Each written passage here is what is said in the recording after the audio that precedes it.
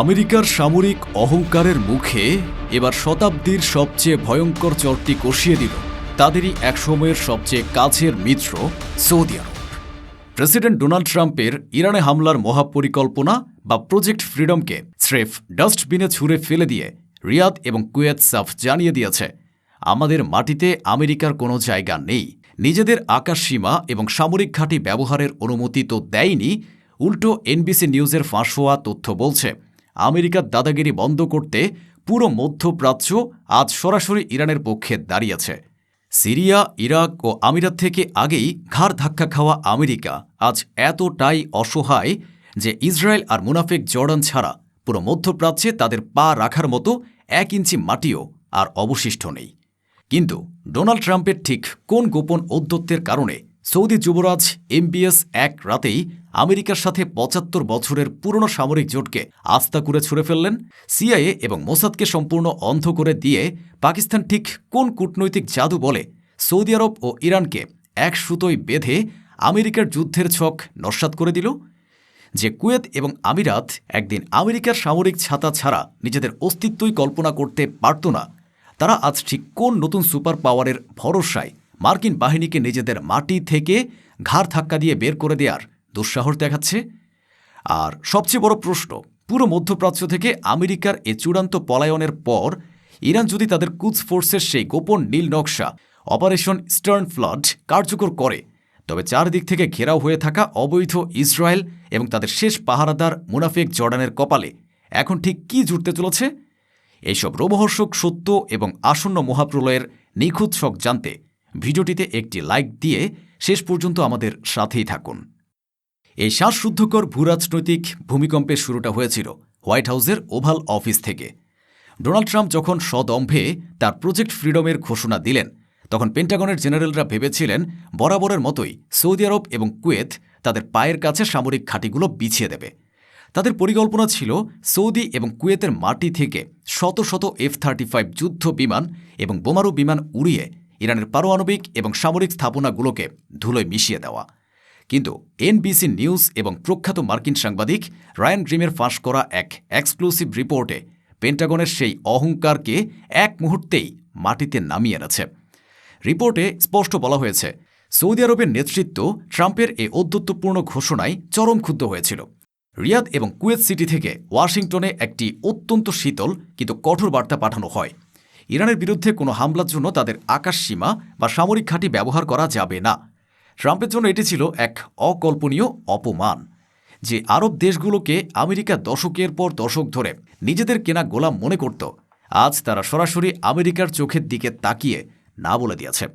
কোনো উপায় না দেখে চরম অপমান মাথায় নিয়ে ট্রাম্পকে বাধ্য হয়ে তার প্রজেক্ট ফ্রিডম স্থগিত করতে হয়েছে। আমেরিকার বিশ্ব মোড়লগিরির ইতিহাসে এটি এক নজিরবিহীন থুতু নিক্ষেপ। কিন্তু পেন্টাগনের বাঘা বাঘা জেনারেলদের রাতের ঘুম হারাম করে দিয়েছে এর পেছনের আসল কারিগর। সিআইএ এবং মোসাদের শত শত গুপ্তচরকে সম্পূর্ণ অন্ধ করে দিয়ে এ পুরো দৃশ্যপটের আড়ালে এক জাদুকরী ভূমিকা পালন করেছে পাকিস্তান। এনবিসি নিউজের সূত্রেও নিশ্চিত করেছে যে রিয়াদ আমেরিকার এ সামরিক উত্তেজনার তীব্র বিরোধিতা করে মূলত পাকিস্তানের কূটনৈতিক মধ্যস্থতার উপরই পূর্ণ সমর্থন জানিয়েছে। পাকিস্তানের সামরিক এবং কূটনৈতিক নীতিনির্ধারকরা অত্যন্ত বুদ্ধিমত্তার সাথে সৌদি আরব এবং ইরানকে এক টেবিলে বসাতে সক্ষম হয়েছে। আমেরিকা সবসময় চেয়েছিল শিয়া এবং সুন্নিদের মধ্যে এক কৃত্রিম বিভেদ জিইয়ে রেখে মধ্যপ্রাচ্যের নিজেদের ডিভাইড অ্যান্ড রুল বা ভাগ করো ও শাসন করো নীতি চালিয়ে যেতে। কিন্তু পাকিস্তান সেই বিভাদের প্রাচীর ভেঙে দিয়ে উম্মার এক অভাবনীয় ঐক্যের সূচনা করেছে। আজ সৌদি আরব বুঝতে পেরেছে তাদের আসল শত্রু ইরান নয়, বরং আমেরিকা এবং ইসরায়েল, যারা যুগে যুগে আরবদের সম্পদ লুটে নিয়েছে। আর এই ঐক্যের ফলে আমেরিকার পাতা ফাঁদ আজ তাদের নিজেদের গলাতেই ফাঁস হয়ে বসেছে। এর একটি ডোমিনো ইফেক্ট বা চেইন রিয়াকশন আমরা পুরো মধ্যপ্রাচ্য জুড়ে দেখতে পাচ্ছি। যে কুয়েত এবং সংযুক্ত আরব আমিরাত একদিন আমেরিকার সামরিক ছাতা ছাড়া নিজেদের অস্তিত্বই কল্পনা করতে পারত না, তারা আজ মার্কিন বাহিনীকে নিজেদের মাটি থেকে ঘাড় ধাক্কা দিয়ে বের করে দেওয়ার দুঃসাহস দেখাচ্ছে। আমিরাত আগেই মার্কিন সেনাদের বের করে দেওয়ার ঘোষণা দিয়েছে। ইরাকের পার্লামেন্ট বারবার রেজলিউশন পাশ করে মার্কিন বাহিনীকে তাড়িয়ে দিচ্ছে। আর সিরিয়ায় তো তাদের অস্তিত্বই বলতে মুছে গেছে। কিন্তু আরবদের এই দুঃসাহসের পেছনে কি শুধুই নিজেদের শক্তি?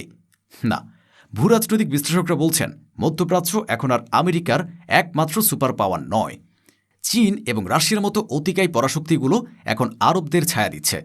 যখন আরবরা জানে যে আমেরিকার নিষেধাজ্ঞার বিপরীতে চীনের $1 ট্রিলিয়ন বিনিয়োগ এবং রাশিয়ার সামরিক প্রযুক্তি তাদের পাশেই আছে, তখন তারা আর ওয়াশিংটনের রক্তচক্ষুকে পরোয়া করে না। ফলে আমেরিকা আজ মধ্যপ্রাচ্যে আক্ষরিক অর্থে গৃহহীন বা হোমলেস হয়ে পড়েছে। আর ঠিক এই সুযোগটির জন্যই দশকের পর দশক ধরে অপেক্ষা করছিল তেহরান।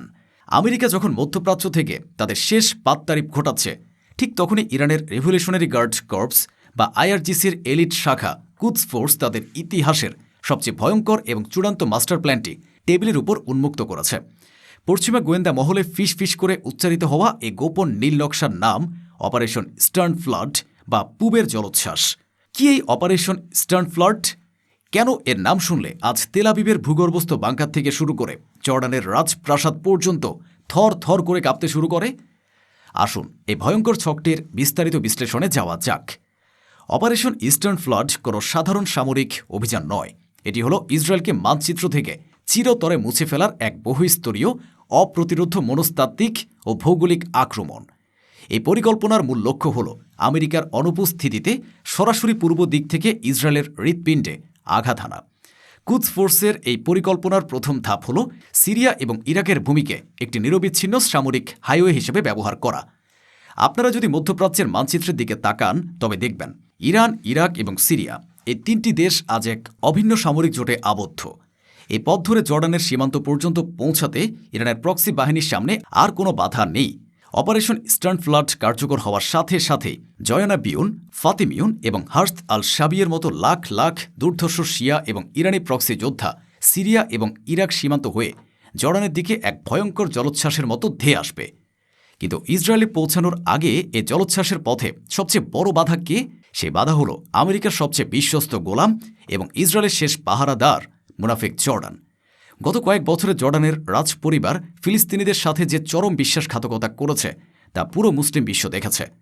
ইসরায়েলের দিকে উড়ে যাওয়া ইরানের ড্রোন এবং মিসাইলগুলোকে আকাশে ধ্বংস করে দিয়ে জর্ডান প্রমাণ করেছে যে তারা আরবদের নয় বরং নেতানিয়াহুর রক্ষা কবচ।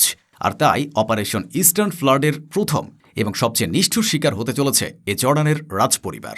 কুদস ফোর্সের নিখুঁত ছক অনুযায়ী যখন লাখ লাখ যোদ্ধা জর্ডানের বর্ডার ক্রস করার জন্য প্রস্তুত হবে, ঠিক তখনই জর্ডানের ভেতরে থাকা বিক্ষুব্ধ ফিলিস্তিনি শরণার্থী এবং রাজতন্ত্র বিরোধী সাধারণ জনতা এক গণঅভ্যুত্থান শুরু করবে। জর্ডানের ভেতরে থাকা হামাস এবং ইসলামিক জিহাদের স্লিপার সেলগুলো একযোগে সক্রিয় হয়ে উঠবে। বাহরাইনের আক্রমণ এবং ভেতরের বিদ্রোহ, এই দুইয়ের চাপে জর্ডানের বর্তমান বেইমান সরকারকে আস্থা করে ছুঁড়ে ফেলা হবে। যে জর্ডান এতদিন ইসরায়েলের জন্য একটি বাফার জোন বা ঢাল হিসেবে কাজ করত, সে জর্ডান চোখের পলকে পরিণত হবে ইসরায়েলের ধ্বংসের লঞ্চিং প্যাডে। জর্ডানের পতন ঘটার পর অপারেশন ইস্টার্ন ফ্লাড তা চূড়ান্ত এবং সবচেয়ে ভয়ঙ্কর রূপে আত্মপ্রকাশ করবে। শত শত কিলোমিটার দীর্ঘ জর্ডান ইসরায়েল সীমান্ত, যা এতদিন ইসরায়েলের জন্য সবচেয়ে নিরাপদ সীমান্ত ছিল, তা মুহূর্তের মধ্যেই এক জীবন্ত আগ্নেয়গিরিতে পরিণত হবে। লাখ লাখ যোদ্ধা, ট্যাঙ্ক আর অত্যাধুনিক অস্ত্রশস্ত্র নিয়ে সে সীমান্ত ভেঙে সরাসরি ইসরায়েলে প্রবেশ করবে। একবার ভেবে দেখুন সে কিয়ামতের দৃশ্যপট। উত্তরে লেবানন থেকে হিজবুল্লাহর লাগাতার রকেট বৃষ্টি, দক্ষিণে ইয়েমেন থেকে হুতিদের হাইপারসনিক মিসাইল, ভেতরে গাজা ও পশ্চিম তীরে হামাসের মরণপণ লড়াই, আর এবার পূর্ব দিক থেকে অপারেশন ইস্টার্ন ফ্লাডের সেই ভয়ঙ্কর জনসুনামি। চার দিক থেকে একেবারে আষ্টে পৃষ্ঠে ঘেরাও হয়ে পড়া অবৈধ ইসরায়েলের কাছে তখন পালানোর জন্য ভূমধ্য সাগরের জল ছাড়া আর কোনো পথই খোলা থাকবে না। তাদের আয়রন ডোম বা ডেভিড স্লিংয়ের মতো $1 বিলিয়ন প্রতিরক্ষা ব্যবস্থাগুলো এই লাখ লাখ যোদ্ধার সমন্বিত আক্রমণের সামনে স্রেফ খেলনার মতো অকেজো হয়ে পড়বে।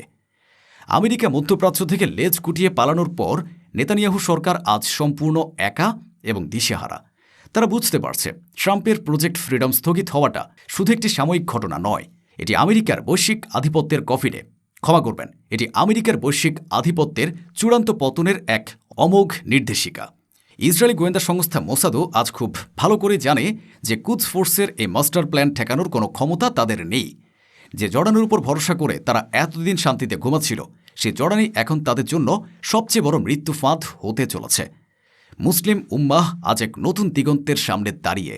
শিয়া সুন্নির কৃত্রিম বিভেদ ভুলে গিয়ে আজ যখন পুরো মধ্যপ্রাচ্য এক সুতোয় গাঁথা হয়েছে, তখন বাতিল শক্তির পতন যে কতটা অনিবার্য তা ইতিহাস আজ নিজ হাতে লিখে রাখছে। আমেরিকা ও ইসরায়েল যুগের অবসান ঘটে আজ এমন এক শক্তির উত্থান হচ্ছে যারা বুকের রক্ত দিয়ে আল আকসাকে মুক্ত করার জন্য প্রস্তুত। এখন প্রশ্ন আপনাদের কাছে, পুরো মুসলিম বিশ্বের এই ঐতিহাসিক ঐক্য, সৌদির এই দুঃসাহসী পদক্ষেপ এবং ইরানের ভয়ঙ্কর অপারেশন স্টার্ন ফ্লাড নিয়ে আপনারা কি ভাবছেন? আমেরিকা পালানোর পর 4 দিক থেকে ঘেরাও হয়ে থাকা অবৈধ ইসরায়েল এবং তাদের দালাল মুনাফেক জর্ডানের পতন কি এখন শুধুই সময়ের ব্যাপার? কমেন্ট বক্সে আপনার ক্ষোভ, আনন্দ এবং মূল্যবান মতামত শেয়ার করে ঐতিহাসিক পট পরিবর্তনের সঙ্গী হন।